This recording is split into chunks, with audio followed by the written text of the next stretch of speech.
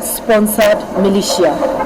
Specific members of our teams, namely Senator Methu, Honorable Victor Munyaka, and Jamnik Kamau, were targeted for assassination.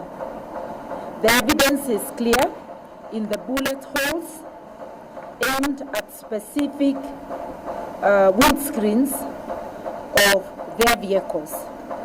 We thank God for their protection. Otherwise, we would today be eulogizing them. Their only crime having been exercising their freedom of association and expression.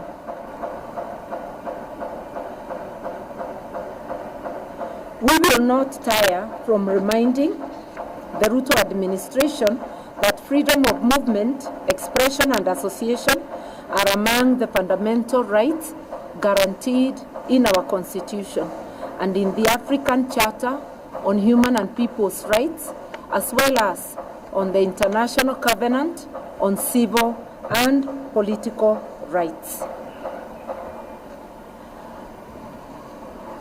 On Tuesday this week, after the Halloween attack, the United Opposition presented irrefutable evidence to the Independent Policing Oversight Authority, IPOA, on this criminal assault and attempted assassination of our leaders. We expect IPOA to treat this evidence with a grave concern that it deserves. Any attempt to unlawfully take the life of a human being, regardless of ethnicity, gender, or rank, ought to be condemned in the strongest terms possible.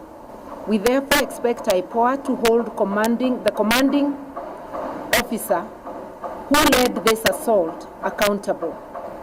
The Inspector General of Police, Douglas Kanja, and Interior Cabinet Secretary, Kipchumba Murkomen, must be held accountable. The buck stops with them. We can no longer allow the brazen criminal acts and subversion of the rule of law to continue because of orders from above. We are saying enough is enough.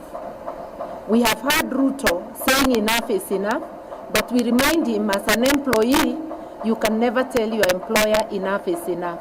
You can only pack your bags and go. We are his employers. We are telling him enough is enough.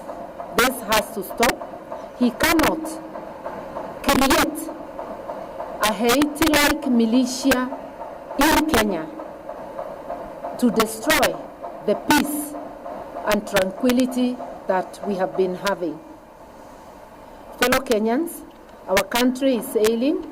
Some even say it is at war with itself, not because of the global recession or pandemic, but because of an epidemic called William Samoei Ruto.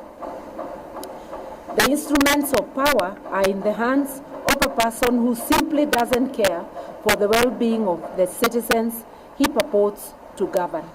For instance, we are aware of a cargo of 25,000 metric tons of sugar that recently landed in our port at Mombasa.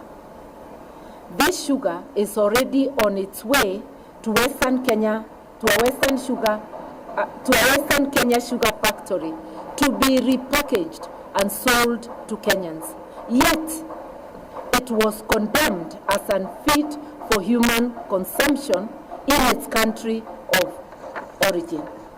That it has been cleared quickly and is now headed to be distributed in this country shows the heartlessness of this regime. They have made money their god. We demand that these consignments already earmarked as publicly condemned be earmarked as publicly condemned and destroyed immediately, so that it is not used to poison Kenyans. I will let one of our youth read the rest. Thank you. Thank you so much. My name is Ken Babu, and I proceed.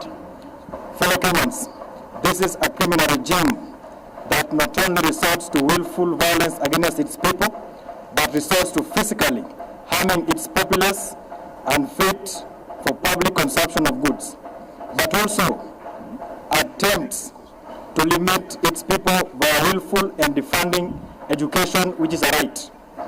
Just a week ago, the Cabinet Secretary for Finance, John Mbadi, publicly declared that Kenya can no longer sustain free primary and secondary education.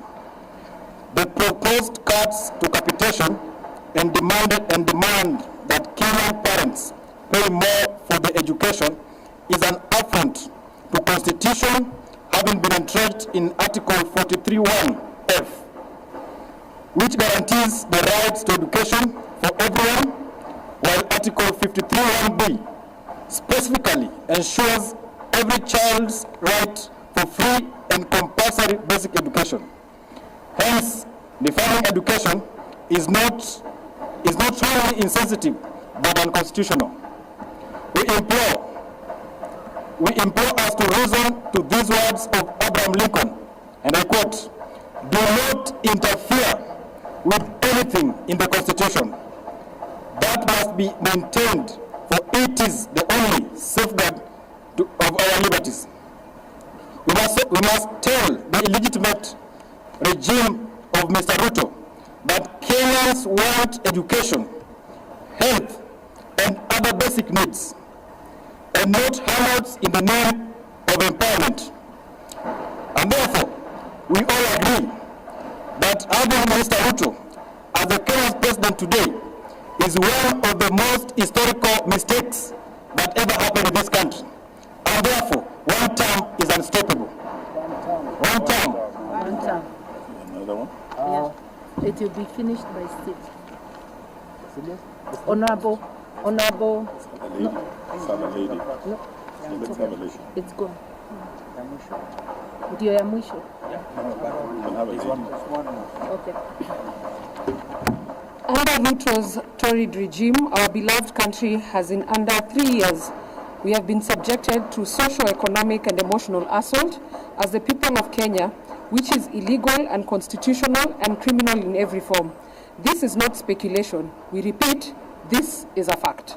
Their first and only qualifying modus operandi is theft, destruction, and death as the Ruto state-governed policy. 2, they are now scrutinizing future taxes, a criminal and yes, unconstitutional move to borrow externally against future taxes without parliamentary sanction or debate.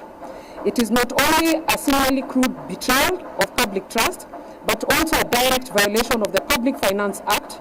The behind closed doors is a reckless scheme to sell off Kenya's future. To conceal their criminal operations, they have created murky financial vehicles called special purpose vehicles. These are run by faceless technocrats and unaccountable corporations. The primary objectives of this vehicle is to divert public resources like robbery. It is shameless thievery, the likes of which no nation on planet Earth has ever seen or should witness. We call for the following with immediate urgency. Number 1, Parliament must reclaim its authority and halt the illegal securitization of public taxes. 2, an independent audit into all SPVs being used to handle public resources. 3, the government must restore full capitation to schools and publish a clear time-bound commitment to fund free education as enshrined in the law. 4, Kenyans must mobilize, organize, and resist through civic engagement, legal action, and national solidarity.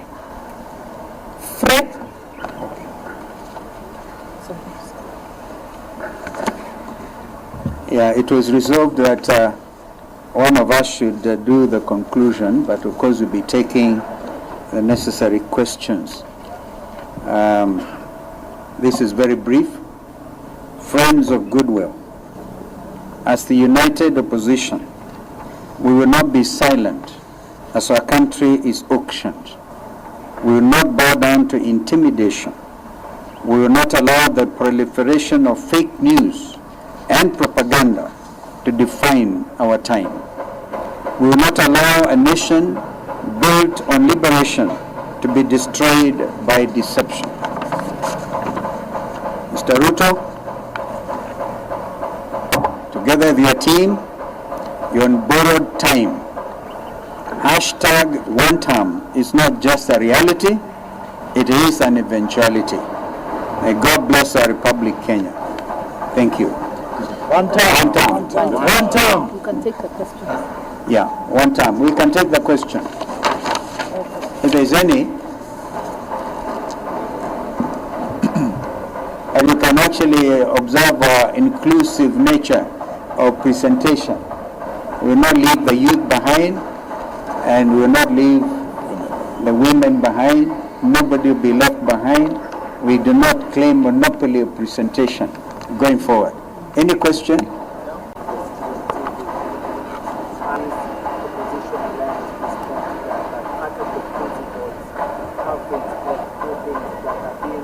Any segment of the Kenyan community we rendered divisive.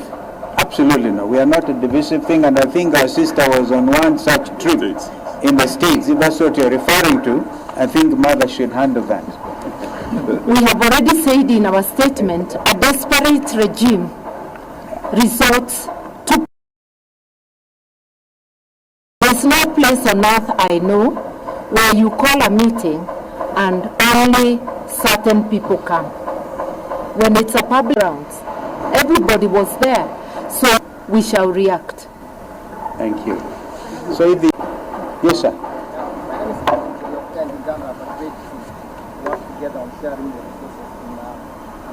Some of us are very clear. We have stood, I can tell you very authoritatively, when I chaired the first ministerial commission to revitalize East African community.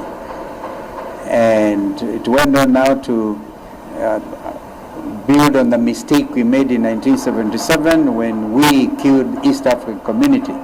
Now we are fully back on East African community situation.